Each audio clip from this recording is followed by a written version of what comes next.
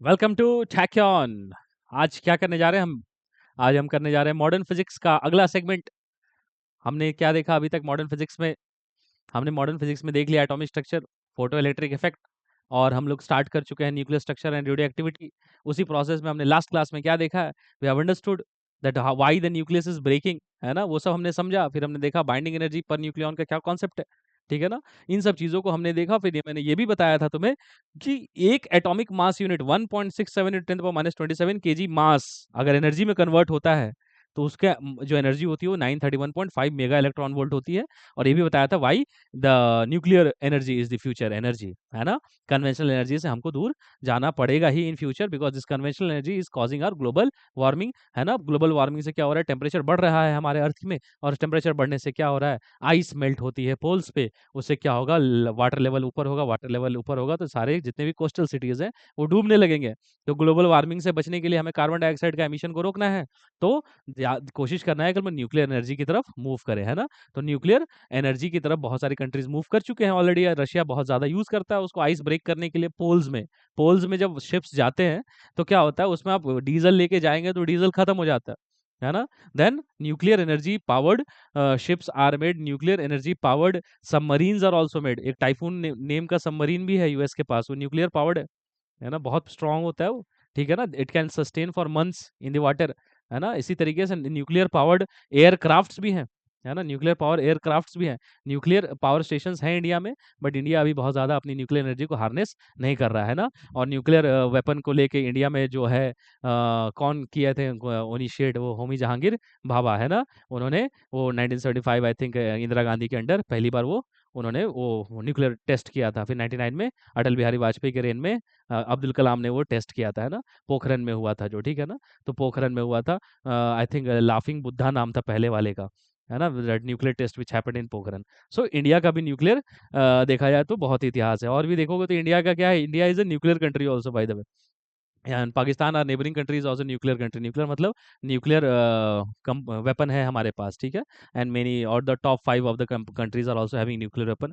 तो nuclear weapon आज के डेट में बहुत कंट्रोवर्शियल भी है, आप अगर देखेंगे तो, है ना? You must have seen that controversy between Iran and Israel also, है ना? ईरान और इजराइल के बीच में क्या प्रॉब्लम चला? ईरान के पास न्यूक्लियर वेपन नहीं है, और Iran is trying to develop that nuclear weapon with the help of Russia and China. So उसीलिए ईरान क्या करता है? इसराइल से अभी हमारा कॉन्फ्लिक्ट देखोगे, अभी बहुत लेटेस्ट में चल रही है बात, आप देखना चाहेंगे तो वो भी देख सकते हैं। That is also, Israel is a nuclear powered country anyways. Okay, ठीक है, बात करते हैं। देखो बहुत सारी इधर उधर की बात हो गई, तो हमें देखना है क्या कि न्यूक्लियर जो है एनर्जी बहुत इंपॉर्टेंट है। तो इसमें आप देखेंगे तो क्या है? जब न्यूक्लियस टूटती है तो टूटने के तीन तरीके होते हैं। या तो न्यूक्लियस के अंदर एक अल्फा पार्टिकल निकल जाता है, न्यूक्लियस के पेट से क्या निकल जाते हैं? अल्फा पार्टिकल निकल जाता है। अच्छा, आप बोलेंगे sir why alpha particle only gets out of the nucleus? Alpha particle क्या होता है? Collection of two protons and two neutrons, it's the nucleus of the helium. ऐसा माना जाता है कि अल्फा पार्टिकल का जो वो न्यूक्लियस है बहुत स्टेबल होता है। तो क्या होता है? वो इतनी स्टेबल होती है कि वो टूटकर अलग हो जाती है ना? तो अल्फा पार्टिकल निकलता है, उसको बोलते हैं अल्फा डीके। अल्फा डीके हमने लास्ट क्लास में देखा था। आज हम लोग देखने वाले हैं बीटा डीके, और एक डीके होता है gamma decay. So today we are going to understand beta decay, then we'll go to understand gamma decay. तो देखो, देख बेटा, बीटा डीके कितने टाइप्स के होते हैं? टू टाइप्स के, बीटा माइनस डीके और एक बीटा प्लस डीके। तो चलो एक एक करके दोनों देखते हैं। चलो सबसे पहले निपटाते हैं beta minus decay. Beta minus मतलब the emission of the electron. जैसे समझो, बात को समझो। न्यूक्लियस जब टूटती है ना, न्यूक्लियस जब टूटती है तो कौन सी चीजें निकलती हैं? अल्फा पार्टिकल और एक बीटा पार्टिकल निकलती है ना? तो अल्फा पार्टिकल हेलियम का न्यूक्लियस होता है, बीटा पार्टिकल कुछ भी नहीं है। ध्यान से देखो तो बीटा पार्टिकल इलेक्ट्रॉन होता है। देखो इलेक्ट्रॉन जैसा कुछ है, जैसे कि ध्यान से देखो, बीटा माइनस डी के मतलब एक इलेक्ट्रॉन अलग हो जाएगा इसमें से। अब ये इलेक्ट्रॉन नहीं है, टेक्निकली गलत बात होगा इलेक्ट्रॉन कहना, इलेक्ट्रॉन तो ऑर्बिट में होता है। इसके अंदर में से एक ऐसी पार्टिकल निकल जाएगी, ऐसे सोचना, न्यूक्लियस के अंदर में से एक ऐसी पार्टिकल निकल जाएगी जो दिखती कैसी होगी? इलेक्ट्रॉन जैसी। बट वो एग्जैक्टली इलेक्ट्रॉन ऑर्बिट वाला इलेक्ट्रॉन नहीं है, ये न्यूक्लियस के पेट में से एक इलेक्ट्रॉन निकल गया, है ना? इलेक्ट्रॉन एक ऐसा पार्टिकल जो इलेक्ट्रॉन जैसा दिखता है। और इलेक्ट्रॉन का क्या होता है? चार्ज कितना होता है? चार्ज होता है -1। अच्छा, अब एक इलेक्ट्रॉन निकल गया, और इलेक्ट्रॉन जब निकलता है, इधर मत ध्यान देना अभी ये क्या लिखा हुआ है, छोड़ो। अब ध्यान से देखो, इलेक्ट्रॉन निकला तो तुम बोलेगा सर इलेक्ट्रॉन निकला कहां से? तो तुम देखोगे इस रिएक्शन को समझने से पहले मैं तुम्हें एक बड़ी अच्छी बात बताता हूँ। देखो होता क्या है, देखो यहाँ पे हुआ क्या, एटॉमिक नंबर आप देख रहे हैं बढ़ गया। देखो तो चार्ज कांस्टेंट अभी भी z, इधर z+1 -1, तो देखो तो एटॉमिक नंबर बढ़ गया बट मास नंबर सेम है। एटॉमिक नंबर बढ़ गया बट मास नंबर सेम है। ऐसा क्यों हुआ? एटॉमिक नंबर का बढ़ना मतलब प्रोटॉन का बढ़ना। प्रोटॉन बढ़ गया। प्रोटॉन कहां से आया? प्रोटॉन आया, होता क्या है बीटा माइनस डीके में, याद रखना, एक न्यूट्रॉन जिसकी चार्ज 0 है, मास नंबर 1 है, टूट कर क्या बनता है? एक प्रोटॉन और एक इलेक्ट्रॉन। तो देखो तो चार्ज कौन, देखो +1 -1 0 हो गया, मास नंबर 1 और इलेक्ट्रॉन का मास नंबर 0, तो देखो मास नंबर भी कांस्टेंट है। तो न्यूट्रॉन एक्चुअली में टूट कर क्या बन चुका है? प्रोटॉन। तो न्यूट्रॉन क्या बन चुका है? Proton. But atom mass number तो Np प्लस Nn होता है, तो इसीलिए ये चेंज नहीं हुआ क्योंकि न्यूट्रॉन प्रोटॉन में कन्वर्ट हो गया, बट एक प्रोटॉन एक्स्ट्रा हो गया ना, इसीलिए Z+1 हो गया एटॉमिक नंबर, है ना। तो देखो ये चीज हुआ। अब इसमें कुछ भी नहीं है, देखो अब ध्यान से देखना, जब भी ध्यान से देखो यहां पे एक चीज याद रखना, इस तरफ अभी मैं नहीं आ रहा, ठीक है ना। यहाँ ध्यान से देखो तो मैं फिर वही बात करता हूँ, दैट क्या हुआ, एक न्यूट्रॉन टूटकर एक प्रोटॉन और इलेक्ट्रॉन बन जाता है, तो प्रोटॉन एक बढ़ गया, प्रोटॉन बढ़ गया मतलब एटॉमिक नंबर बढ़ गया, तो Z+1 -1। अब इसमें मास डिफेक्ट देखो क्या होता है, mass defect is the mass of delta M, mass of reactant minus mass of product. Mass of reactant बोले तो मास ऑफ रिएक्टेंट क्या है? मास ऑफ रिएक्टेंट है अपना mass of the nucleus X minus mass of the nucleus Y and mass of electron, ठीक है ना। तो ध्यान से देखो, तो इस तरीके से क्या होगा, mx क्या है? मास ऑफ न्यूक्लियस है, बट हमें दिया क्या रहता है? Mass of atom. तो mx क्या है? कैपिटल mx क्या है? Capital mx is mass of atom x। याद रखना, एटम के मास से किसको माइनस कर दूं? इलेक्ट्रॉन के मास को, तो क्या बनता है?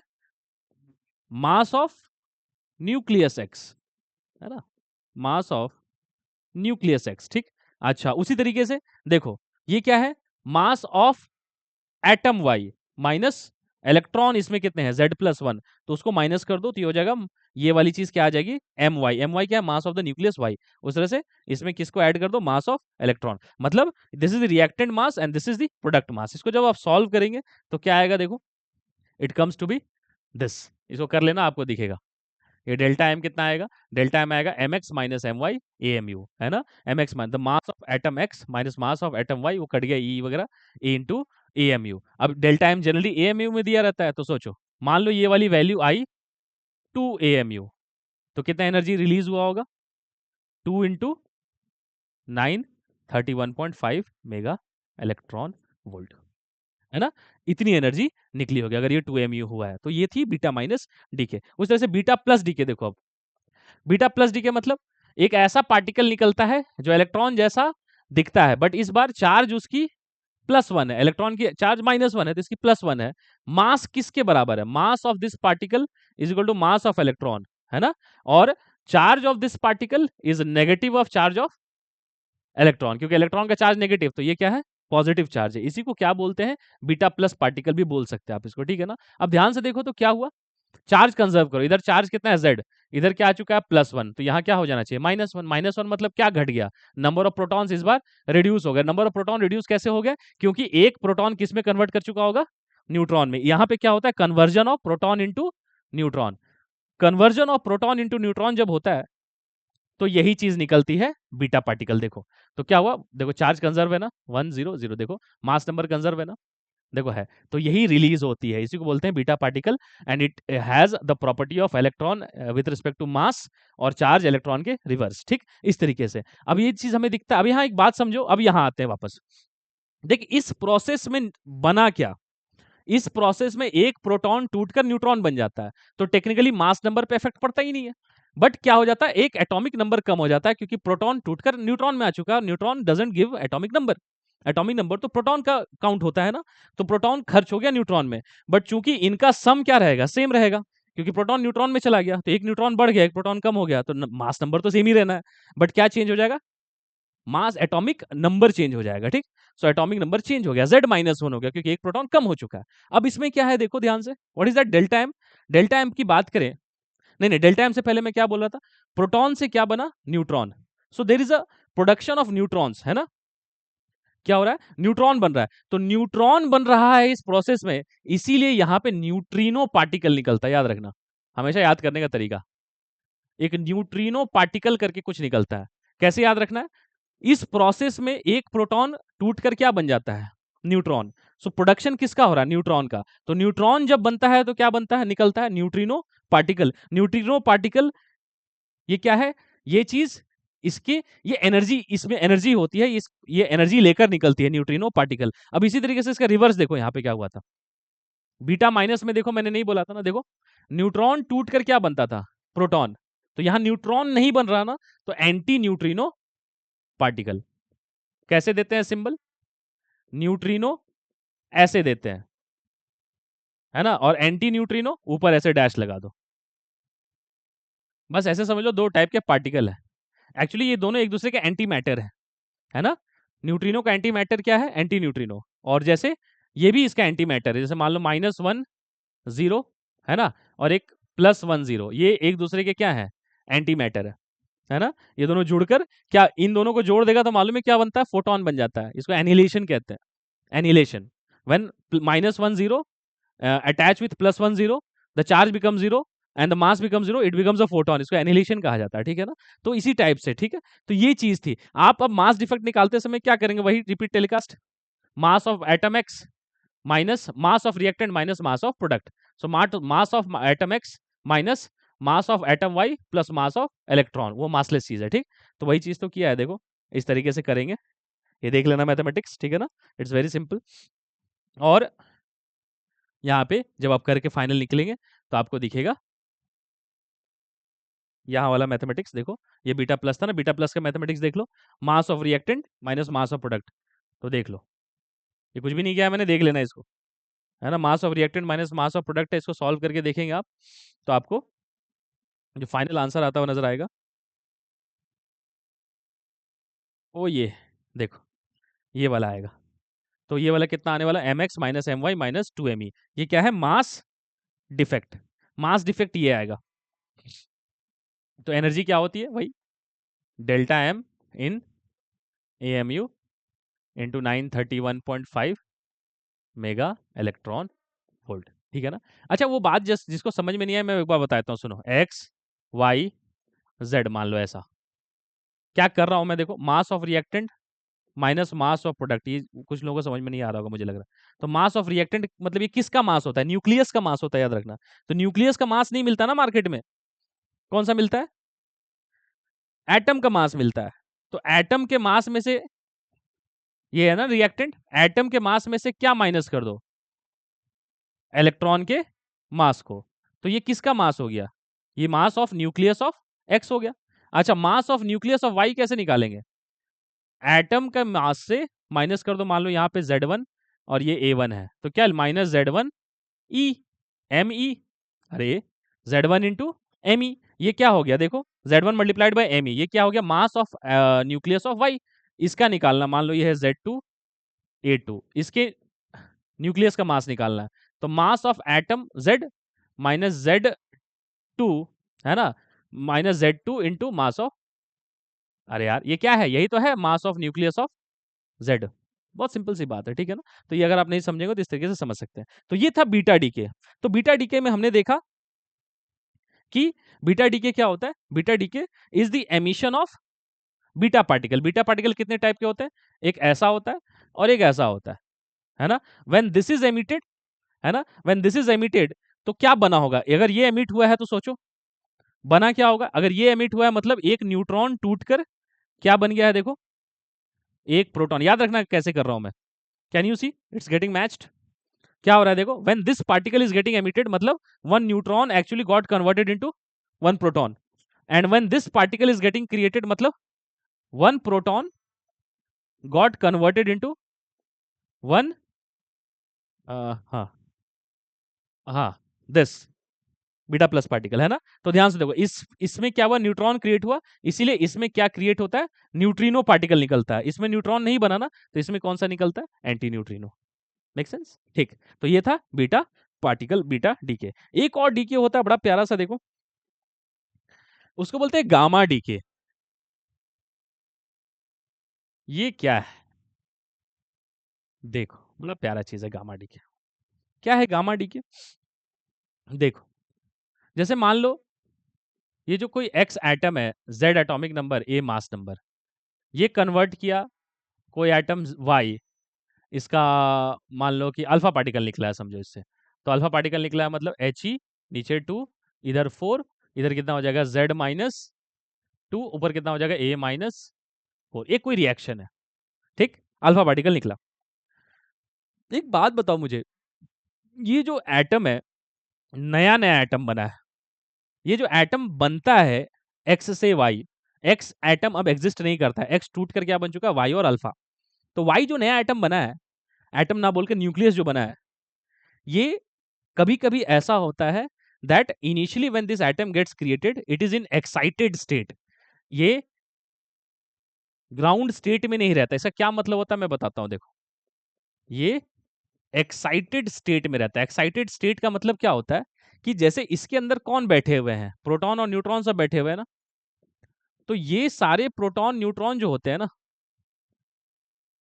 जैसे आपने देखा होगा कि इलेक्ट्रॉन की क्या होती है, जैसे मान लो इलेक्ट्रॉन यहाँ होता है जैसे -13 हाइड्रोजन में, और यहाँ क्या होता है -3.4, यहाँ कितना होता है -1 पॉइंट। जैसे कि इलेक्ट्रॉन्स अगर मैं बोलूं कि इस एनर्जी लेवल पे है, तो क्या है वो हायर एनर्जी लेवल पे है ना, तो वो जंप करके किधर आ जाता है, ग्राउंड एनर्जी पे आता है ना। तो इसको बोलते हैं ये अभी कौन से स्टेट पे है, इलेक्ट्रॉन कौन से स्टेट में है, एक्साइटेड स्टेट में। एक्साइटेड स्टेट मतलब electron is in the higher energy level, but if it will get the opportunity it will move back to the energy level which is ground state, वो नीचे आ जाएगा energy में।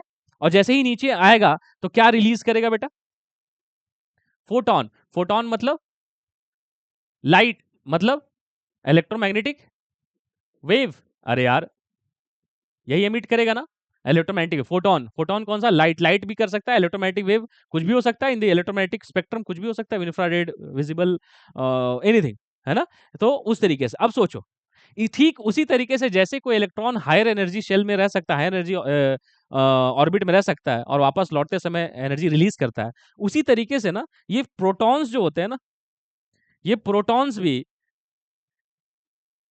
Higher energy में ऐसे रहते हैं, समझ लो यहां है कोई, तो यही प्रोटॉन वापस कौन से एनर्जी लेवल पे आ जाता है, एक्साइटेड स्टेट से जंप करके कहां आ जाता है, ग्राउंड स्टेट में आता है। तो जब ये हायर एनर्जी में जो सब एटॉमिक पार्टिकल है अभी, वो जंप करके कौन से एनर्जी लेवल पे आता है, ग्राउंड स्टेट में आता है, तो क्या एमिट करता है, इलेक्ट्रोमैग्नेटिक वेव। अरे यार इलेक्ट्रोमैग्नेटिक वेव एमिट करेगा। इसमें इलेक्ट्रॉन जंप करके नीचे आता था तो भी इलेक्ट्रोमैग्नेटिक वेव निकलता था। इसमें proton neutron higher energy levels पे है तो उसको एक्साइटेड स्टेट बोलेंगे। उसमें क्या करेगा, वो प्रोटॉन जब नीचे आएगा अपने लोअर एनर्जी लेवल में तो ग्राउंड स्टेट ऑफ न्यूक्लियस में आएगा। तो ये सारे प्रोटॉन और न्यूट्रॉन जो मान लो जो भी हैं, ये हायर एनर्जी स्टेट में जो बैठे हुए हैं, इसको बोलते हैं एक्साइटेड स्टेट। वो नीचे आएगा लोअर एनर्जी लेवल पे, तो क्या नंबर ऑफ प्रोटॉन और न्यूट्रॉन चेंज होंगे, नहीं, है तो उतने ही ना, बस एनर्जी लेवल में नीचे आ रहे हैं। तो क्या एमिट करते हैं, एनर्जी एमिट करते हैं। Energy emits in which form, electromagnetic wave. और अगर आपने इलेक्ट्रोमैग्नेटिक वेव का स्पेक्ट्रम देखा है तो लास्ट वाली कौन सी होती है सबसे powerful, gamma rays. Highest frequency, highest lethal, most energy of electromagnetic wave gamma rays का होता है। मतलब ध्यान से सुनो, यहां से इलेक्ट्रॉन जब जंप किया था ना तो गामा रेज नहीं निकलता, बहुत हार्ड होता है। ये इलेक्ट्रॉन को जंप कराकर ही तो ये बल्ब बनाए जाते हैं। ये जो बल्ब आपने देखे होंगे, है ना, बल्ब में क्या करते हैं, द इलेक्ट्रॉन्स को जंप कराकर नीचे लाया जाता है और वो जो लाइट एमिट, वो जो इलेक्ट्रोमैग्नेटिक वेव एमिट होती है, वो मेक श्योर किया जाता है कि विजिबल रीजन में हो, तो व्हाइट लाइट निकलती है बल्ब में। उसी तरीके से इसमें जब प्रोटॉन, जब जो ये न्यूक्लियॉन्स लोअर एनर्जी लेवल में आते हैं तो एमिट जो करते हैं एनर्जी, वो इलेक्ट्रोमैग्नेटिक वेव गामा रेज होता है। बहुत बहुत हाई एनर्जी की रेज होती है, हाई पेनिट्रेटिंग पावर होती है इसकी, तो गामा रेज निकलता है। अब इस प्रोसेस में सोचो, ये वाला जो एटम है, ये वाला जो न्यूक्लियस है, ये कौन सा न्यूक्लियस है, ग्राउंड स्टेट वाला न्यूक्लियस है, और ये वाला कौन सा, एक्साइटेड स्टेट वाला न्यूक्लियस है। कौन से न्यूक्लियस की एनर्जी कम होगी, ऑब्वियसली इस ग्राउंड स्टेट वाली न्यूक्लियस की एनर्जी, मान लो इसकी एनर्जी E2 है, इसकी एनर्जी E1 है, फाइनल एनर्जी, तो E2 will be very very less than E1, because यहां से इसने बहुत सारा एनर्जी रिलीज कर दिया ना, in the form of gamma rays, तो रिलीज कर दिया तो बचा क्या, एनर्जी बहुत छोटी होगी, कम होगी, इसीलिए वो क्या हो जाएगा, स्टेबल हो जाएगा, है ना। So this is more stable. मैं इसको एक बड़ा अच्छा एग्जांपल से समझाता हूं, एनालॉजी लेकर, आप सुनिएगा उसको, बड़ा प्यारा सा एनालॉजी है। जैसे कि ऐसे सोचो कि मान लो कि प्रोटॉन और प्रोटॉन, मैं ऐसे बना के सोच बताया है तुमको, मैंने अपना इसमें क्रिएशन डाला। न्यूक्लियस बना, तो न्यूक्लियस में क्या है, प्रोटॉन प्रोटॉन है, न्यूट्रॉन है ढेर सारा। तो मान लो 5 प्रोटॉन से 5 न्यूट्रॉन्स है, और अगर मैं लगातार 5 प्रोटॉन्स रख दूं और उसके बाद लगातार 5 न्यूट्रॉन्स रख दूं, तो लॉस है ना। आप प्रोटॉन प्रोटॉन को पास में रखेंगे तो स्टेबिलिटी क्या होगी, वो प्रोटॉन क्या रहेगा, हायर एनर्जी में रहेगा। कोई दिमाग लगाएगा तो क्या रखेगा, एक प्रोटॉन रखेगा, फिर एक न्यूट्रॉन, फिर एक प्रोटॉन, फिर एक न्यूट्रॉन, तो क्या होगा, प्रोटॉन प्रोटॉन के बीच में डिस्टेंस ज्यादा कर दो ना। ऐसा ज्योमेट्री बनाएगा ना ताकि प्रोटॉन प्रोटॉन आपस में एक दूसरे से मैक्सिमम डिस्टेंस पे रहे, ताकि इलेक्ट्रोस्टैटिक फोर्स और रिपल्शन कम लगे। तो क्या होगा, पोटेंशियल एनर्जी क्या होगी, कम होगी। अगर मान लो सारे प्रोटॉन एक जगह जमा हो जाएंगे तो potential energy of the nucleus increases. तो जैसे न्यूक्लियस जब बनता है ना, तो वो ऐसे ही प्रोटॉन, मान लो कि ऐसा हुआ होगा कि प्रोटॉन सब एक तरफ जमा हो गया और न्यूट्रॉन एक तरफ, तो वो स्टेबल थोड़ी है। तो क्या करेगा, वो आपस में अरेंज करेगा ऐसा कि प्रोटॉन सब अपने आप में ऐसे अरेंज हो जाए कि वो मैक्सिमम डिस्टेंस पे हो, और एनर्जी लॉस हो जाता है, उससे पोटेंशियल एनर्जी रिड्यूस हो जाएगा। प्रोटॉन के बाद न्यूट्रॉन लगा दो, न्यूट्रॉन के बाद प्रोटॉन, तो प्रोटॉन प्रोटॉन में डिस्टेंस दूर हो गया ना, तो क्या हो गया, इलेक्ट्रोस्टैटिक पोटेंशियल एनर्जी कम हो गई, वो स्टेबल होगा ज्यादा। ठीक है ना। तो जैसे प्रोटॉन के सामने प्रोटॉन आएगा, तो प्रोटॉन को अच्छा थोड़ी लगता है, तो प्रोटॉन क्या करेगा, हायर एनर्जी पे है तो लो एनर्जी पे चला जाएगा, न्यूट्रॉन को बीच में ले आएगा, तो उसकी एनर्जी कम होगी ना। मेक सेंस, ठीक। अच्छा, दूसरा चीज देखो, इसको एग्जांपल में देता हूं, एनालॉजी ऑफ द क्लास। एक क्लास है, मान लो रैंडम 50 पीपल्स आर सिटिंग, है ना, 50 स्टूडेंट्स आर देयर। और एक काम करते हैं, सब नॉर्मल क्लास है अपना, 10th का क्लास है समझो, और क्लासेस पुरानी क्लास है, ठीक। अब इसमें क्या किया मैंने, सब अपने अपने बेंच पे बैठते हैं, सबको अपने दोस्तों के साथ बात करने की बहुत अच्छी आदत है। मैंने क्या किया, सबकी आंखों में पट्टी बांध दिया, और सबकी आंखों में पट्टी बांधकर उन्हें रैंडमली किसी भी प्लेस में बैठा दिया।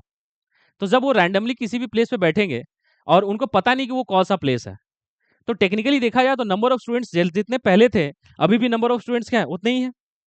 अब जैसे ही उनकी पट्टी खोलेंगे, तो उनको पता चलेगा उसके सामने वाला व्यक्ति जो है वो बड़ा अनकंफर्टेबल इंसान है, जिसके साथ वो रहना नहीं चाहता। तो गलती से अब वो आदमी को उस सामने वो बैठना नहीं चाहता था, तो जैसे ही उसके सामने देखे, उसकी एनर्जी क्या हो जाएगी, हाई हो जाएगी, because the person sitting next to him is और her is not comfortable to him. तो क्या हो जाएगी, आपकी एनर्जी हाई हो जाएगी। तो आप क्या करेंगे, उठकर क्या करेंगे, उठकर वहां जाएंगे जहां पे आपका दोस्त होगा। क्यों, क्योंकि आपके दोस्त के सामने आपकी एनर्जी क्या होगी, मिनिमम होगी, आप मैक्सिमम स्टेबल होंगे। तो जैसे ही आंख से पट्टी खुलेगी, सब आपस में क्या करेंगे, मूव करना स्टार्ट करेंगे, और मूव करेंगे, और तब तक मूव करेंगे till the total energy of the class becomes minimum, means everybody sits according to their comfort।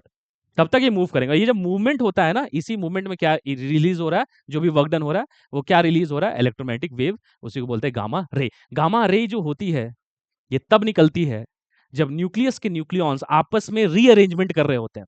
So during the rearrangement of the nucleus, है ना, the during the rearrangement of the nucleus, energy is emitted from the nucleus to reduce the energy of the nucleus, that energy is in the form of gamma rays, है ना। Rearrangement करते हैं, है ना, rearrangement करके क्या करते हैं, अपनी एनर्जी को लो करते हैं, उसी प्रोसेस में गामा रेज निकलती है ना।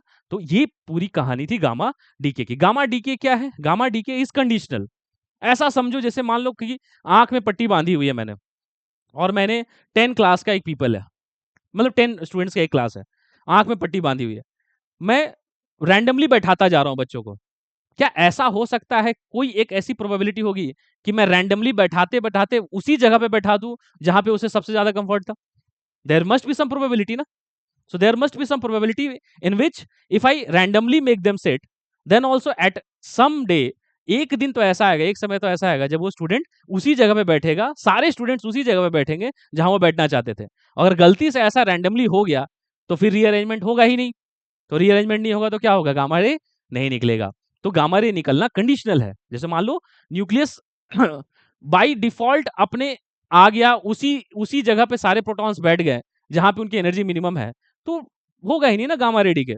तो हमेशा प्रोटॉन और अपने ये न्यूट्रॉन लोकेशन चेंज करता है to decrease the energy. If already the nucleons are arranged in such a way such that they have the minimum energy, तो कोई गामा रे डीके नहीं निकलेगा ना। तो इसीलिए गामा रे बस क्या होता है, रीअरेंजमेंट के समय निकलता है to reduce the energy. And the reduction in the energy of the nucleus, note my point, the reduction in the energy of the nucleus from excited state to in which state, ground state, that reduction in the energy releases in the form of gamma rays। मतलब क्या, देखो तो एक अच्छी चीज लिख देता हूं मैं, देखो अभी इसकी एनर्जी कितनी E2, अभी इसकी एनर्जी कितनी E1, तो E1 माइनस E2 क्या है, this is the energy released in the form of gamma rays, और ये फ्रीक्वेंसी किसकी आती है? गामा रे की। अरे बात समझ में आया ना? दिस E1 माइनस E2, जैसे मान लो इसकी एनर्जी है 100 जूल और यहाँ हो गया 20 जूल न्यूक्लियस की, है ना? तो कितना एनर्जी रिलीज हुआ? 80 joule. This energy 80 joule is release in the form of gamma rays. इसकी फ्रीक्वेंसी निकाली जाएगी ना, तो गामा रे का फ्रीक्वेंसी आएगा। तो ये पूरी कहानी थी, आपको समझ में आया होगा, बहुत अच्छा लगा। ठीक है, सो नेक्स्ट क्लास में हम कंटिन्यू करेंगे इसके प्रॉब्लम्स को और प्रीवियस ईयर क्वेश्चंस देखेंगे। Till then take care, bye and Jai Hind.